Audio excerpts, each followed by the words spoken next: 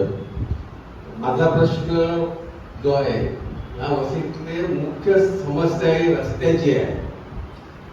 आजपर्यंत इतक्या वर्षात रस्त्यात खड्ड्यात रस्ते हा प्रश्न कोणालाच पडला नव्हता.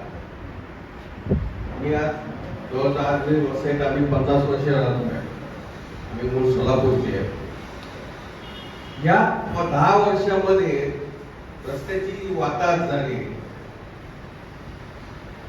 खड्डे लिपस्टिक लावण्यासारखे बुजवले जातात आणि परत एरे माझ्या मागल्या पावसाळा आला की परत कंत्राटदार तेच करतो. 1972 साली वसई स्टेशन ते पापडी हा रस्ता सिमेंटचा होता आणि अतिशय चांगला रस्त्याची वाट लावली डांबरीकरण करून.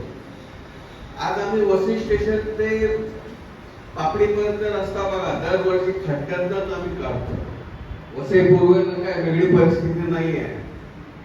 आणि लोकांनी जोपर्यंत आंदोलन करणार नाही, जनजागृती होणार नाही, जोपर्यंत तुम्ही चिमटे काढणार नाही तोपर्यंत ते जागा होणार नाही.